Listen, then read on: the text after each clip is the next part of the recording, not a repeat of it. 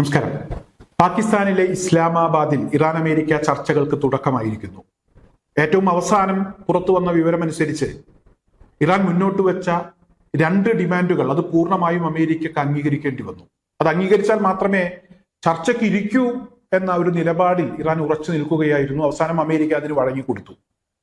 ഒന്നാമത്തേത് ഇന്നലെ തന്നെ തീരുമാനമായ കാര്യമാണ് ഇസ്രായേൽ ലെബനോനിലേക്ക് നടത്തുന്ന ആക്രമണം. അത് ഇന്നലെ നിർത്തിവെച്ചിട്ടുണ്ട്. അതേസമയം രണ്ടാമത്തേത് ഖത്തറിലെ ബാങ്കിൽ ഉൾപ്പെടെ വിവിധ ബാങ്കുകളിൽ അമേരിക്ക തടഞ്ഞു വെച്ചിട്ടുള്ള കോടിക്കണക്കിന് ഡോളർ അത് ഇറാന് കിട്ടിയേ മതിയാകൂ എന്നുള്ളതായിരുന്നു ഇറാന്റെ നിലപാട്. അത് വിട്ടുകൊടുക്കാൻ, അത് ഇറാന് ലഭിക്കുന്നതിന് വേണ്ട നടപടികൾ സ്വീകരിക്കാൻ അമേരിക്ക തയ്യാറായി. അവിടെയും അമേരിക്ക പരാജയപ്പെട്ടു. എന്തായാലും ചർച്ചകൾ ആരംഭിച്ചിരിക്കുന്നു. നേരിട്ടുള്ള ചർച്ചകൾ തുടങ്ങണമെങ്കിൽ 10ഓളം ഉപാധികൾ മുന്നോട്ട് വെച്ചിട്ടുണ്ട്. ആ ഉപാധികൾ പൂർണ്ണമായും അമേരിക്ക അംഗീകരിക്കേണ്ടി വരും. ഇന്നത്തെ സാഹചര്യത്തിൽ അമേരിക്കക്ക് മുന്നിൽ മറ്റു വഴികളില്ല. ഇറാന് വഴങ്ങിക്കൊടുക്കുക, അല്ലെങ്കിൽ യുദ്ധത്തെ നേരിടാൻ തയ്യാറാവുക. ഇതാണ് അമേരിക്കയുടെ അവസ്ഥ. അവർ പലതും പറയുന്നുണ്ടെങ്കിലും അവർക്ക് ഇനി ഇറാനെ ആക്രമിക്കണം എന്നുള്ള ഒരു ചിന്ത ഉണ്ടാകാനുള്ള സാധ്യതയില്ല. അത്തരത്തിലുള്ള വിവരങ്ങളാണ് പുറത്തു വരുന്നത്. ഇസ്രായേൽ പോലും പ്രതിരോധത്തിൽ പോയി. ബെഞ്ചമിൻ നെതന്യാഹുവിന്റെ അവസ്ഥ ഗതികെട്ട ഒരു സാഹചര്യത്തിലേക്ക് പോയി. ഒന്നുകിൽ ഞാൻ കഴിഞ്ഞ ദിവസം പറഞ്ഞിട്ട് ഒന്നുകിൽ ഇസ്രായേൽ കൈകാര്യം ചെയ്യും, അല്ലെങ്കിൽ ഇറാൻ കൈകാര്യം ചെയ്യും. അത്തരമൊരു അവസ്ഥയിലേക്ക് ബെഞ്ചമിൻ നെതന്യാഹു പോയിരിക്കുകയാണ്. എന്തായാലും ചർച്ചകൾ തുടങ്ങിയിരിക്കുന്നു. ഈ കഴിഞ്ഞ ദിവസങ്ങളിലൊക്കെ അമേരിക്കയുടെ ഒരു പരാജയവുമായി ബന്ധപ്പെട്ട് ചില ആളുകൾ ചെയ്യുന്ന ചില വീഡിയോകൾ നിങ്ങളുടെ ശ്രദ്ധയിൽപ്പെട്ട് കാണും. അതായത് ഷേവ് അമേരിക്ക, ഷേവ് ഇസ്രായേൽ എന്നൊക്കെ പറയും വിധത്തിലുള്ള ചില വീഡിയോകളാണ്. നേരത്തെ അവർ ഇവിടെ ഹമാസിനെ കുറിച്ചും അതുപോലെ തന്നെ ഹൂത്തികളെ കുറിച്ചും ഹിസ്ബുള്ളയെ കുറിച്ചും ഒക്കെ പറയുമ്പോൾ, അല്ലെങ്കിൽ ഇറാനെയൊക്കെ ട്രോളിക്കൊണ്ടവർ പറഞ്ഞിരുന്നത് ഷേവ് ഇറാൻ എന്നാണ്. എന്തായാലും അവർ തന്നെ ഇപ്പോൾ ഷേവ് അമേരിക്ക, ഷേവ് ഇസ്രായേൽ എന്നൊക്കെ പറഞ്ഞു വീഡിയോകൾ ചെയ്യുകയാണ്. അതായത് ലോകത്തെന്തോ അനിഷ്ട കാര്യം സംഭവിച്ചിരിക്കുന്നു, വലിയ അനർത്ഥം വരാനിരിക്കുന്നു.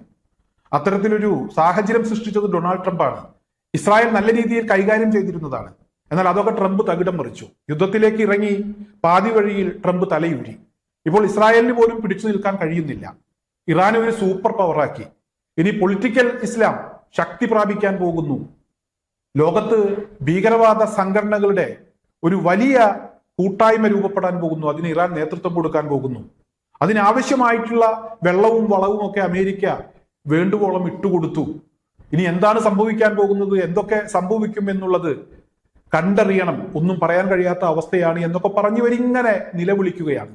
അല്ലാതെ ഉച്ചത്തിൽ കരയുന്ന ഒരു കാഴ്ച നമുക്ക് കാണാൻ കഴിയും. നിങ്ങളൊക്കെ കണ്ടു കാണും അത്തരത്തിലുള്ള വീഡിയോകൾ. ഞാൻ ആരാണ് എന്താണ് എന്നൊന്നും പറയുന്നില്ല. ഇന്നലെ വരെ ഇറാൻ ഇപ്പോൾ തീരും, ഇതാ തീർന്നു, ട്രംപ് ഇറങ്ങി, പടക്കപ്പൽ വന്നു എന്നൊക്കെ പറഞ്ഞ് കൊട്ടിഘോഷിച്ച് വീഡിയോകൾ ചെയ്തിരുന്ന ആളുകളാണ്. അവർക്കിപ്പോൾ പറയാനൊന്നുമില്ല. അമേരിക്ക പൂർണ്ണമായും പരാജയപ്പെട്ടു എന്നറിഞ്ഞപ്പോൾ അവർക്ക് സഹിക്കാൻ കഴിയുന്നില്ല. എന്തായാലും ഇപ്പോൾ ട്രംപിനാണ് മുഴുവൻ പഴിയും. ട്രംപ് ഇറാനികളെ ഒന്നടങ്കം തീർക്കുമെന്ന് പറഞ്ഞ് വല്ലാത്തൊരു ആവേശത്തോടുകൂടെ അവരാ ഒരു നിമിഷത്തിനു വേണ്ടി ഇങ്ങനെ കാത്തിരിക്കുകയായിരുന്നു. അവസാനം ട്രംപ് അവിടെയും മലക്കം പറഞ്ഞു. ഇത് അവർക്ക് സഹിക്കാൻ കഴിയുന്നില്ല. ഇപ്പോഴാണ് അവർ ഇത്തരത്തിലുള്ള വീഡിയോകൾ ചെയ്യുന്നത്. ട്രംപ് നശിപ്പിച്ചു, ട്രംപ് പറ്റിച്ചു, ബെഞ്ചമിൻ നെതന്യാഹുവിനെ പോലും കുഴിയിലിറക്കി. ഇത്തരത്തിലുള്ള വീഡിയോകൾ ഈ കഴിഞ്ഞ ദിവസങ്ങളിലൊക്കെ പ്രത്യക്ഷപ്പെടുന്നുണ്ട്. മനസ്സുണ്ടായിട്ട് ചെയ്യുന്നതല്ല. പക്ഷേ അവർക്ക് അവരുടെ ആ വിഷമം ഒന്ന് പറഞ്ഞ് ആരോടെങ്കിലും ഒക്കെ കരയണ്ടേ, അതുകൊണ്ട് അവർ എന്തൊക്കെയോ പറഞ്ഞ് വീഡിയോകൾ ചെയ്യുകയാണ്. എന്നാലും ഇങ്ങനെ വീഡിയോ ചെയ്യുന്ന ആളുകളുടെ ശ്രദ്ധയിലേക്ക് 1-2 വിഷയങ്ങൾ ഞാൻ കൊണ്ടുവരികയാണ്. ഇവിടെ ഇറാൻ എന്ന് പറയുന്ന രാജ്യം ആരെയും അങ്ങോട്ട് കയറി ആക്രമിച്ചതല്ല. അവരെ ഇങ്ങോട്ട് തുടർച്ചയായി ആക്രമിച്ചു കൊണ്ടിരുന്നപ്പോൾ അവരുടെ നിലനിൽപ്പിന് വേണ്ടിയാണ് അവർ യുദ്ധം ചെയ്തത്. ഒരിക്കലും ഞങ്ങൾ യുദ്ധത്തിന് പുറകെ പോകുന്ന ആളുകളല്ല, സമാധാനം ആഗ്രഹിക്കുന്ന ആളുകളാണ്. പക്ഷെ ഞങ്ങൾക്ക് സമാധാനത്തോടു കൂടി ജീവിക്കാൻ അനുവദിക്കുന്നില്ലെങ്കിൽ, യുദ്ധം ചെയ്തേ മതിയാവൂ എങ്കിൽ ഞങ്ങൾ അതിൽ നിന്നും പുറകോട്ട് പോകില്ല എന്നുള്ളതാണ് അവരുടെ നിലപാട്. അങ്ങനെയാണ് അവർ യുദ്ധത്തിലേക്ക് ഇറങ്ങുന്നത്. അവിടുത്തെ സാധാരണക്കാരെയും കുട്ടികളെയും ഒക്കെ ഒരു മുന്നറിയിപ്പുമില്ലാതെ കൊന്നുകളഞ്ഞപ്പോൾ അവർക്ക് മറ്റു വഴികളില്ലായിരുന്നു. അങ്ങനെയാണ് അവർ യുദ്ധത്തിൽ ഇറങ്ങിയത്. എന്തായാലും ശക്തമായ പ്രത്യാക്രമണം അവരുടെ ഭാഗത്തു നിന്നുണ്ടായി. പിടിച്ചു നിൽക്കാൻ കഴിയാതെ ശത്രുക്കൾ ഛിന്ന ഭിന്നമായി. കോടിക്കണക്കിന് ഡോളറിന്റെ നഷ്ടമുണ്ടായി. 127 വിമാനങ്ങളൊക്കെ ഒരു യുദ്ധസമയത്ത് ഒരു രാജ്യത്തിന് നഷ്ടപ്പെടുക എന്ന് പറഞ്ഞാൽ അതൊരു വലിയ നഷ്ടമാണ് എന്ന വിവരങ്ങളാണ് ഇപ്പോൾ പുറത്തു വരുന്നത്. അത് സത്യമാണ്. എന്നാലും അത്ര വലിയ നഷ്ടങ്ങൾ ഉണ്ടായി. അങ്ങനെയാണ് അവർ യുദ്ധത്തിൽ നിന്ന് പിന്മാറുന്നത്. എന്തായാലും അവർ അങ്ങോട്ട് പോയി ആരെയും ആക്രമിച്ചിട്ടില്ല. ഇങ്ങോട്ട് ആക്രമിച്ചതിന്റെ ഭാഗമായി ഏറ്റവും അവസാനം അവരുടെ ഭാഗത്തു നിന്നുണ്ടായിട്ടുള്ള ആക്രമണം പോലും അവരുടെ തന്ത്രപ്രധാനമായിട്ടുള്ള മേഖലകളിലേക്ക് ആക്രമണം നടത്തിയപ്പോൾ തിരിച്ചടി എന്ന രീതിയിലാണ്. അല്ലാതെ അവർ അങ്ങോട്ട് കയറി ഒരാളെയും അറ്റാക്ക് ചെയ്തിട്ടില്ല. ഒരു പവർ പ്ലാന്റിന് നേരെയും അവർ ആക്രമണം നടത്തുമെന്ന് പ്രഖ്യാപിച്ചിട്ടില്ല. സിവിലിയൻ കേന്ദ്രങ്ങളിലേക്ക് ആക്രമണം നടത്തും എന്നവർ പറഞ്ഞിട്ടില്ല. എണ്ണ സംഭരണശാലകളിലേക്ക് ആക്രമണം നടത്തും എന്ന് പറഞ്ഞു വെല്ലുവിളിച്ചിട്ടില്ല. ഇങ്ങോട്ടടിച്ചപ്പോൾ അവർ തിരിച്ചടിച്ചു. അതിലപ്പുറം അവരൊന്നും ചെയ്തിട്ടില്ല. അവസാനം അവർ മാന്യമായ ചില ഉപാധികൾ മുന്നോട്ട് വെച്ച് യുദ്ധം അവസാനിപ്പിക്കുന്നതിന് അത് അംഗീകരിക്കാമെന്ന് വാക്കാൽ പറഞ്ഞു. ചർച്ചകൾക്ക് തുടക്കമായി. ഈ ചർച്ചയുടെ ഭാഗമായി രണ്ട് കാര്യങ്ങൾ അവർ നിർബന്ധമായും പറഞ്ഞു. ലെബനോനിലേക്കുള്ള ആക്രമണം അവസാനിപ്പിക്കണം, അത് അമേരിക്കക്ക് അംഗീകരിക്കേണ്ടി വന്നു. അവസാനം തടഞ്ഞു വെച്ച കോടിക്കണക്കിന് ഡോളറും ഇറാന് കിട്ടുന്ന ഒരു സാഹചര്യം ഉണ്ടായി. എന്തായാലും ഇന്നത്തെ സാഹചര്യത്തിൽ ഈ പ്രശ്നങ്ങൾക്കെല്ലാം കാരണം ട്രംപാണ്, ഇസ്രായേലാണ്, ബെഞ്ചമിൻ നെതന്യാഹു ആണ്, അവരുടെ രഹസ്യാന്വേഷണ വിഭാഗമാണ് എന്ന് അവരും തുറന്ന് സമ്മതിച്ചിട്ടുള്ളതാണ്. അവർ പറഞ്ഞു, തെറ്റിദ്ധരിപ്പിച്ചു, അതിന്റെ ഭാഗമായി യുദ്ധത്തിലേക്ക് ഇറങ്ങി. മൊസാദ് ചതിച്ചു, CIA ചതിച്ചു എന്നൊക്കെയാണ് ട്രംപും ബെഞ്ചമിൻ നെതന്യാഹുവും ഒക്കെ ഇപ്പോൾ പറയുന്നത്.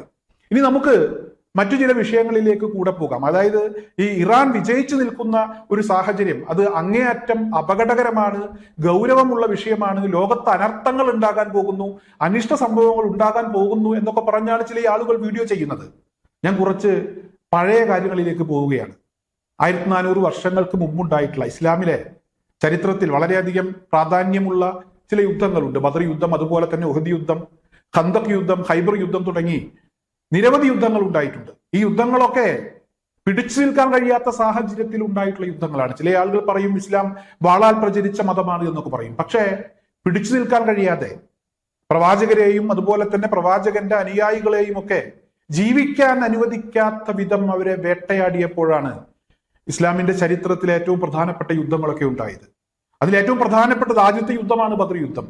ഈ ബദർ യുദ്ധം എന്ന് പറയുന്നത് 313 സഹാബാക്കൾ പങ്കെടുത്തൊരു യുദ്ധമാണ്.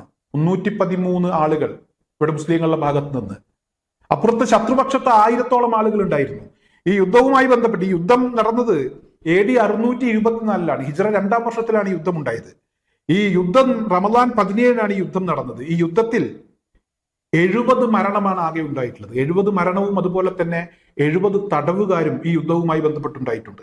അതുപോലെ തന്നെ ഇസ്ലാമിന്റെ ചരിത്രത്തിൽ രണ്ടാമത്തെ യുദ്ധം അത് ഉഹദ് യുദ്ധമാണ്. ഉഹദ് യുദ്ധം നടന്നത് ഹിജ്റ 3-ാം വർഷം AD 625-ലാണ് ഉഹദ് യുദ്ധം ഉണ്ടാകുന്നത്. ഉഹദ് യുദ്ധത്തിൽ ഇവിടെ പങ്കെടുത്തത് 3000-ഓളം വരുന്ന ശത്രു സൈന്യം ഉഹദ് യുദ്ധത്തിൽ പങ്കെടുത്തു.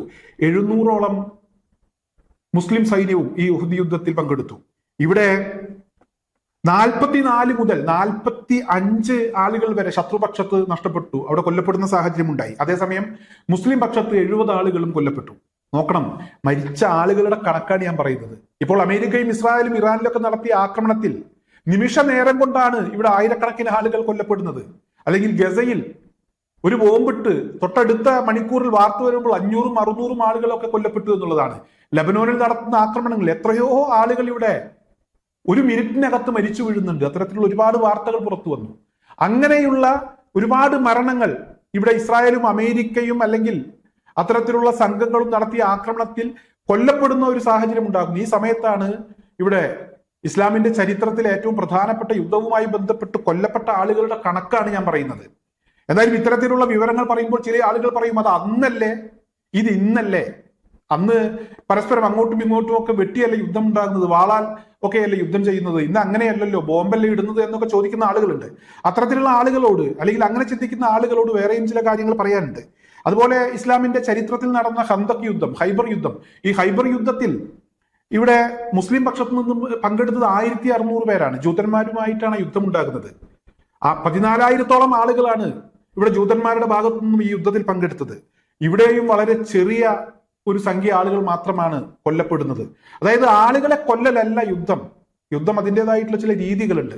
ആ രീതിക്കനുസരിച്ച് ഇറാൻ കഴിഞ്ഞ സമയത്ത് പറഞ്ഞിരുന്നു കൂടുതൽ ആളുകളെ കൊല്ലുന്നതാണ് വിജയം എന്ന് ചിന്തിക്കുന്ന ആളുകൾ വിഡ്ഢികളാണ്. സാധാരണക്കാരാണ് ഈ മരിച്ചു വീഴുന്നത്. അവരെ കൊന്നതുകൊണ്ട് എന്ത് നേട്ടമാണ് അവകാശപ്പെടാൻ കഴിയുന്നത്? ഇപ്പൊ ഇറാനിലും അതുപോലെ തന്നെ ഗസയിലും ലബനോനിലും ഒക്കെ ഒരുപാട് സാധാരണക്കാർ മരിച്ചു വീഴുന്നുണ്ട്. ഇസ്രായേൽ യുദ്ധം വിജയിച്ചു എന്ന് പറയാൻ കഴിയുമോ? ഇപ്പോൾ ആരാണ് വിജയിച്ചു നിൽക്കുന്നത്?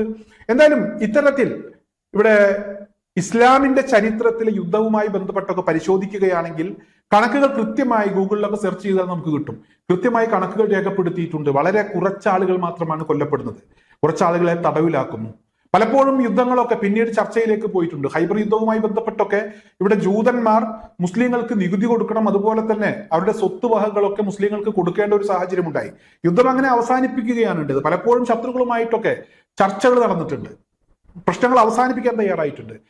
പ്രശ്നങ്ങൾ അവസാനിപ്പിക്കുന്ന സമയത്ത് അവർക്ക് കൃഷിസ്ഥലത്തിന്റെ ഒരു ഭാഗം എഴുതി കൊടുക്കണം മുസ്ലിങ്ങൾക്ക്, അതുപോലെ തന്നെ നികുതി കൊടുക്കാൻ അവർ തയ്യാറാകേണ്ട സാഹചര്യം ഉണ്ടായിട്ടുണ്ട്. ഇങ്ങനെ യുദ്ധം അവസാനിപ്പിക്കുന്ന പല ഘട്ടങ്ങളും നമുക്ക് കാണാൻ കഴിയാം. എന്തായാലും ഇവിടെ BC 261, ഞാൻ പറഞ്ഞത് AD 624, 625, 627 കാലയളവിലുള്ള യുദ്ധങ്ങളെ കുറിച്ചാണ്. എന്നാൽ ഇവിടെ അപ്പോൾ ഞാൻ പറഞ്ഞല്ലോ, ഇവിടെ ആ യുദ്ധവുമായി ബന്ധപ്പെട്ട് പറയുമ്പോൾ അന്നത്തെ കാലത്ത് അത്രയൊക്കെ ആളുകളല്ലേ യുദ്ധത്തിൽ പങ്കെടുത്തത്, അതുകൊണ്ടാണ് മരണസംഖ്യ കുറഞ്ഞത് എന്നൊക്കെ പറയുന്ന ആളുകളുടെ ശ്രദ്ധയിലേക്ക് ഞാൻ BC 261 ഒരു വിഷയം നിങ്ങളുടെ ശ്രദ്ധയിലേക്ക് കൊണ്ടുവരികയാണ്. ഇവിടെ കലിംഗ യുദ്ധം, അശോകന്റെ ഭരണകാലത്ത് നടന്ന യുദ്ധമാണ് കലിംഗ യുദ്ധം. ഈ കലിംഗ യുദ്ധത്തിൽ ലക്ഷക്കണക്കിന് ആളുകളാണ് മരിച്ചത്. BC 261 നടന്ന യുദ്ധമാണ്. മനുഷ്യര് രക്തക്കളമായതിന്റെ ഭാഗമായി, മനുഷ്യരിങ്ങനെ മരിച്ചു വീണതിന്റെ ഭാഗമായി അവസാനം അശോകന് മനസ്സ് മാറി. അശോകൻ ബുദ്ധമതം സ്വീകരിച്ചു. അഹിംസ സിദ്ധാന്തം, അഹിംസയിലേക്ക് അദ്ദേഹം വഴിമാറി, ബുദ്ധമതം സ്വീകരിച്ചു. അശോകന്റെ ഭരണകാലത്ത് നടന്ന യുദ്ധവുമായി ബന്ധപ്പെട്ട് ലക്ഷക്കണക്കിന് ആളുകൾ മരിച്ചു വീണിട്ടുണ്ട്.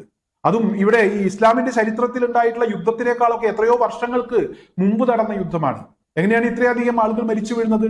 എന്തായാലും ഞാൻ ഇത്രയും പറഞ്ഞത്, ഇവിടെ ചില ആളുകൾ ഇറാൻ വിജയിച്ചു, ഇനി എന്തൊക്കെയോ അനർത്ഥം സംഭവിക്കാൻ പോകുന്നു, പൊളിറ്റിക്കൽ ഇസ്ലാം ഇവിടെ ശക്തമായി അതിന്റെ പ്രവർത്തനം വ്യാപിപ്പിക്കാൻ പോകുന്നു, ഭീകരവാദ സംഘടനകൾ അവരിതാ ഇറാനിൽ അഭയം തേടാൻ പോകുന്നു, അവരൊക്കെ ഒന്നാകാൻ പോകുന്നു എന്നൊക്കെയുള്ള വീഡിയോകൾ ചെയ്ത് ഷേവ് അമേരിക്ക, ഷേവ് ഇസ്രായേൽ എന്നൊക്കെ പറഞ്ഞ് വീഡിയോ ചെയ്യുന്നുണ്ട്, അല്ലെങ്കിൽ വാർത്തകൾ പ്രചരിപ്പിക്കുന്നുണ്ട്. അത്തരത്തിൽ പ്രചരിപ്പിക്കുന്ന ആളുകളുടെ ശ്രദ്ധയിലേക്കാണ് ഞാൻ ഇത്തരം കാര്യങ്ങൾ പറഞ്ഞത്. നിങ്ങൾ ഇതുകൂടെ മനസ്സിലാക്കണം. ഏത് കാലഘട്ടത്തിലാണ്, ഏത് സമയത്താണ് യുദ്ധം നടന്ന് ഒരുപാട് ആളുകൾ മരിച്ചു വീണത്? മുസ്ലിങ്ങളായിരുന്നോ ഇവിടെ ഏറ്റവും കൂടുതൽ ആളുകളെ കൊന്നത്? അമേരിക്കയാണോ ജപ്പാനിൽ ഇവിടെ അനുഭവം വിട്ടത്, അതോ മുസ്ലിങ്ങളായിരുന്നോ? അതിനിടയ്ക്ക് കലിംഗ യുദ്ധം അത് മുസ്ലിങ്ങൾ നടത്തിയ യുദ്ധമാണോ? ആരുടെ കാലഘട്ടത്തിലാണ്? ആരാണ് ആ യുദ്ധത്തിന് നേതൃത്വം കൊടുത്തത്? ഇവിടെ AD 624, 25, 27 കാലഘട്ടത്തിൽ നടന്ന ഇസ്ലാമിന്റെ ചരിത്രത്തിൽ ഏറ്റവും പ്രധാനപ്പെട്ട യുദ്ധങ്ങളിലൊക്കെ എത്ര ആളുകളാണ് മരിച്ചത്? ഇറാൻ യുദ്ധത്തിന് ഇറങ്ങിയത് എന്ത് കാരണം കൊണ്ടായിരുന്നു? എന്തിന്റെ അടിസ്ഥാനത്തിലാണ് യുദ്ധം ഉണ്ടായത്? ആരാണ് ഇറാനെ കയറി ചൊറിഞ്ഞത്? ഇതൊക്കെ പരിശോധിച്ച് വളരെ കൃത്യമായി സത്യസന്ധമായ വിവരങ്ങൾ ജനങ്ങളിലേക്ക് എത്തിക്കാൻ ശ്രമിക്കണം. വെറുതെ ജനങ്ങളിൽ ഭീതി പടർത്തരുത്. ഇത്തരത്തിലുള്ള വാർത്തകൾ, ഇല്ലാത്ത വിവരങ്ങൾ പ്രചരിപ്പിച്ച് ഇവിടെ മുസ്ലിങ്ങളെ തുടർച്ചയായി മോശക്കാരാക്കുന്ന രീതിയിലുള്ള വീഡിയോകൾ പ്രചരിപ്പിക്കരുത് എന്ന് മാത്രമാണ് ഇത്തരക്കാരോട് എനിക്ക് വളരെ വിനയത്തോടു കൂടി അഭ്യർത്ഥിക്കാനുള്ളത്.